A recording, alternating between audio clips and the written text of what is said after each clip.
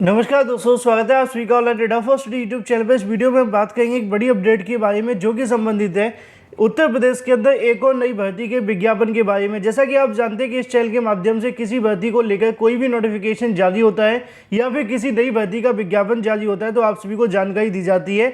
उसी क्रम में उत्तर प्रदेश के अंदर एक और नई भर्ती का विज्ञापन जारी कर दिया गया है, जिसके आवेदन यहाँ से इसके अलावा अगर बात की जाए उसकी परीक्षा के बारे में, वो आपको 29 जून को देखने के लिए मिलेगी। शैक्षिक योग्यता क्या होगी, कौन कौन आवेदन करेंगे, चयन प्रक्रिया, मेरिट, पद और भी तमाम ऐसे सवाल जो कि आप सभी को इस वीडियो के माध्यम से दिए जाएंगे। साथ ही अगर बात की जाए यूपी टीईटी के अंदर 5-6 कॉमन नंबर के बारे में, साथ ही पीईटी की कट ऑफ को लेकर लेखपाल भर्ती के बारे में। वीडियो को लाइक कर दें, साथ ही शेयर कर दें और चैनल को सब्सक्राइब करना बिल्कुल ना भूलें, जिससे कि आप सभी को ऑनलाइन डेटा फर्स्ट चैनल के माध्यम से तमाम उन सटीक जानकारी को नोटिफिकेशन सबसे पहले मिलते रहें। तो चलिए दोस्तों वीडियो शुरू करते हैं। जैसा कि दोस्तों आप सभी ने दोपहर को एक वीडियो देखा होगा, उसके अंदर मैंने आप सभी को जानकारी दी थी कि यूपी पीएससी के माध्यम से एक नई भर्ती का नोटिफिकेशन जारी हुआ उत्तर प्रदेश के अंदर। काफ़ी लंबे समय के बाद एक बार फिर से नया नोटिफिकेशन उत्तर प्रदेश के अंदर जारी कर दिया गया है, जिसके बारे में अगर बात की जाए तो यहाँ से दोस्तों आप सभी को देखने के लिए मिल जाएगा। नोटिफिकेशन आप सभी के सामने देखने के लिए मिलता है, जो कि आज ही की तारीख में जारी कर दिया गया है। आवेदन करने के लिए आप सभी को जाना होगा ऑफिशियल वेबसाइट पर, लेकिन उससे पहले आप सभी को पता होना चाहिए कि कब से आवेदन शुरू हो रहे हैं। 22 तारीख से आप सभी आवेदन कर सकते हैं, मतलब कि 22 अप्रैल 2022 से लेकर 12/5/2022 तक का आपको समय दिया जाएगा। 12 मई 2022 तक आप सभी यहाँ से आवेदन करेंगे। अगर आप आवेदन के अंदर कोई गलती करते हैं तो उस केस के अंदर आप सभी को 19/5/2022 तक का समय दिया जाएगा। इन शॉर्ट ये है कि 19 तारीख तक आप सभी अपने संशोधन के साथ में अंतिम रूप से आवेदन कर सकते हैं। इसके अलावा अगर बात की जाए 19/5/2022 के बाद में किसी प्रकार की कोई भी यहाँ से तारीखें नहीं बढ़ाई जाएंगी और ना ही आपको संशोधन देखने के लिए मिलेगा।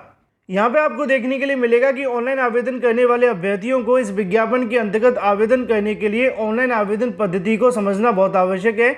ज़्यादा जानकारी के लिए आप सभी जा सकते हैं upsc.gov.in की ऑफिशियल वेबसाइट पर, जहाँ से आप सभी आवेदन करेंगे। आवेदन की प्रक्रिया के बारे में लिखा हुआ है कि अभ्यर्थी अपेक्षा की जाती है कि वह विज्ञापन के सावधानी पूर्वक पढ़ें, भली भांति पढ़ें और समझ लें, उसके बाद ही यहाँ से आवेदन करें। इसके अलावा शैक्षिक योग्यताएं, आहताएं और भी तमाम चीज़ें आप सभी को स्पष्ट होनी चाहिए।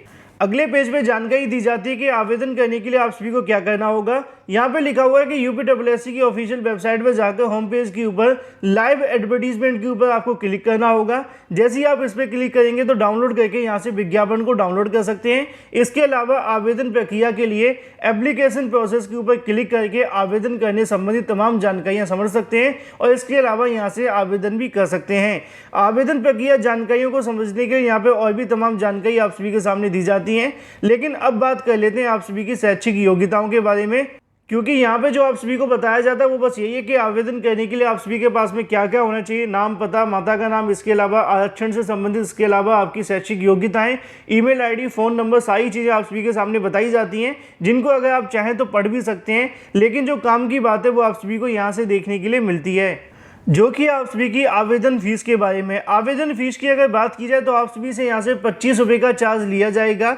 अगर आप किसी भी कैटेगरी से आते हैं तो आपको 25 रुपये देने होंगे। सभी कैटेगरी के लिए यहाँ पे सिर्फ आवेदन का जो शुल्क है 25 रुपये रखा गया है। इसके अलावा अगर बात की जाए कुछ और भी यहाँ पे डिवार के बारे में या फिर डेबिट कार्ड के बारे में, उनको आप सभी पढ़ भी सकते हैं।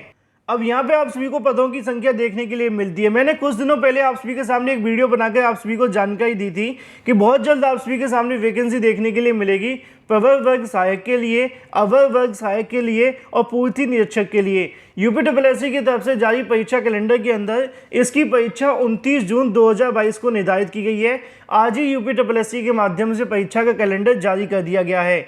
लेकिन अगर बात की जाए यूडीए एलडीए की वैकेंसी को लेकर, यहाँ पे आप सभी के सामने वैकेंसी देखने के लिए मिलती है।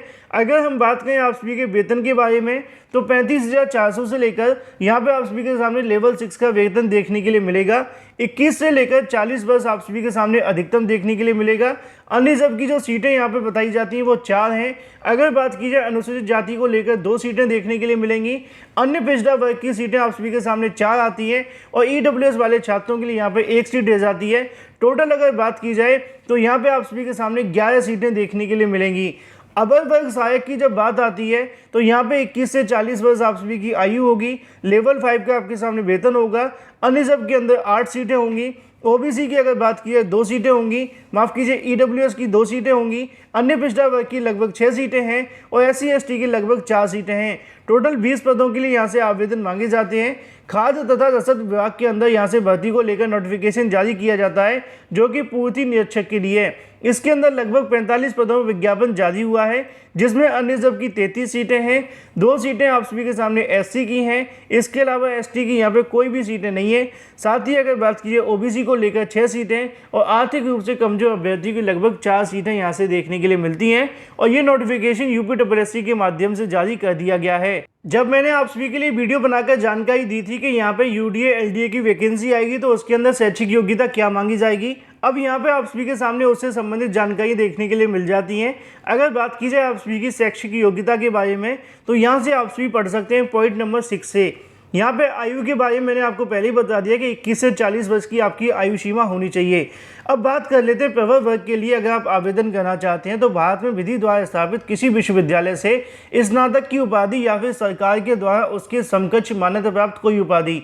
मैंने आपको पहले ही बताया था कि आपका यहाँ पर स्नातक होना अनिवार्य है, बस आप इसके लिए आवेदन कर सकते हैं। अन्य बातों की अगर बात की जाए आप सभी की अधिमानी अहता के बारे में तो यहाँ पे बताया गया कि या तो आप सभी के पास में एनसीसी का कोई प्रमाण पत्र है या फिर कुछ अन्य है तो आपको यहाँ से प्रेफरेंस दी जाएगी। बस मिनिमम ये है कि आपका स्नातक होना चाहिए।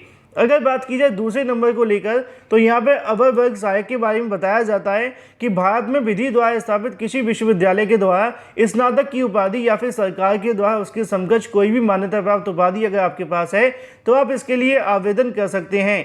खाद्य तथा रसद विभाग के अंदर पूर्ति निरीक्षक की जब बात आती है तो यहाँ पे लिखा हुआ है कि किसी मान्यता प्राप्त विश्वविद्यालय की स्नातक की उपाधि या फिर इसके समकक्ष अगर आपके पास कोई आता है तब भी आप इसके लिए अंदर आवेदन कर सकते हैं। मतलब ये है कि तीनों के अंदर आप सभी के पास में सिर्फ ग्रेजुएशन होना चाहिए, आप सभी इसके लिए आवेदन पूरे तरीके से कर सकते हैं। नीचे आप सभी के सामने आयु लिखी हुई है, जैसा कि मैंने आपको बताया कि 21 से 40 वर्ष के अभ्यर्थी इसके लिए आवेदन कर सकते हैं। अगर आप किसी आरक्षित श्रेणी से आते हैं तो आपको यहाँ से छूट भी मिल जाएगी। यहाँ पे लिखा हुआ कि चयन का आधार क्या होगा, लिखित परीक्षा के माध्यम से आपकी जो परीक्षाएं वो देखने के लिए मिलेंगी। इसके अंदर इंटरव्यू को बंद कर दिया गया है, जैसा कि आप जानते हैं कि समूह ग के अंदर इंटरव्यू देखने के लिए नहीं मिलते हैं। परीक्षा योजना को लेकर यहाँ से पाठ्यक्रम आयोग की वेबसाइट पर यथा समय जानकारी दे दी जाएगी। मैंने आप सभी को जब पुराने वीडियो में दिखाया था तो परीक्षा के बारे में जानकारी भी दी थी।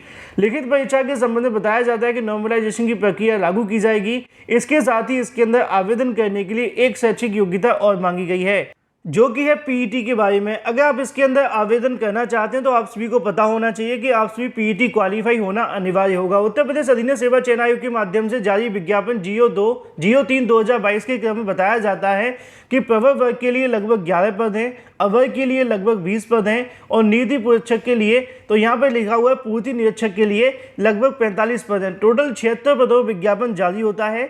इसके अंदर आवेदन करने के लिए आप सभी पीईटी 2021 का स्कोर कार्ड आप सभी के पास में होना चाहिए। अगर बात की जाए पीईटी की कट ऑफ के बारे में तो यहाँ पे सभी अभ्यर्थी इसके लिए आवेदन कर सकते हैं। किसी भी यहाँ पे कट ऑफ के बारे में जानकारी नहीं दी गई है। इन शॉर्ट अगर कहा जाए तो पीईटी के अंदर आपके अगर 0 नंबर है या फिर प्लस में नंबर है तब भी आप सभी इसके लिए आवेदन कर सकते हैं, बशर्ते है कि आपने पीईटी दिया हो। तो पीईटी वाले अभ्यर्थी इसके लिए पूरे तरीके से एलिजिबल हैं। इसके साथ इस नोटिफिकेशन कोई और जानकारियां देखने के लिए नहीं मिलती हैं। बाकी इसके पाठ्यक्रम के बारे में और भी तमाम चीज़ों के बारे में नोटिफिकेशन के माध्यम से आपको अलग से जानकारियां दे दी जाएंगी। तो फिलहाल अगर बात की जाए पीईटी की कट ऑफ के बारे में, 0 से लेकर प्लस वाले अभ्यर्थी इस भर्ती के अंदर आवेदन कर सकते हैं। परीक्षा 29 जून को होगी, आवेदन कल से शुरू हो जाएंगे। इसके साथ ही अगर बात की जाए लेखपाल की कट ऑफ को लेकर, आयोग के माध्यम से आज परीक्षा की तारीखों का ऐलान कर दिया गया है, लेकिन अभी तक लेखपाल की कट ऑफ का ऐलान नहीं हुआ। तो इसके बारे में जानकारी देखने के लिए मिल रही है कि यूपीएससी के माध्यम से आगामी 1 सप्ताह के अंदर यहाँ से पीईटी की कट ऑफ को लेकर लेखपाल भर्ती में शामिल करने वाले अभ्यर्थियों के बारे में एक नोटिस जारी किया जाएगा, जिसमें बताया जाएगा कि लेखपाल के अंदर कितने अभ्यर्थी यहाँ से सम्मिलित किए जाएंगे और कौन कौन से अभ्यर्थी इसके अंदर बैठ पाएंगे। तो ऐसे अभ्यर्थी जो लेखपाल की प्रिपरेशन कर रहे हैं अब अपनी प्रिपरेशन को और बूस्ट कर दें, क्योंकि आयोग के माध्यम से 1 सप्ताह के अंदर कट ऑफ का ऐलान कर दिया जाएगा। लेकिन वहीं बात की जाए यूपी टीईटी के अंदर 4 से 5 नंबर कॉमन को लेकर आप जानते हैं कि लगातार मामले हाईकोर्ट के अंदर दाखिल किए जा रहे हैं। उसी के क्रम में एक और मामला हाईकोर्ट के अंदर जा चुका है। यहाँ पर दोस्तों आप सभी को देखने के लिए मिल जाएगा 59/40/2020 आप सभी के सामने देखने के लिए मिलता है, जिसमें आज की तारीख में आपको सुनवाई देखने के लिए मिली यूपी टीईटी के अंदर 5 से 6 कॉमन नंबर दिए जाने को लेकर।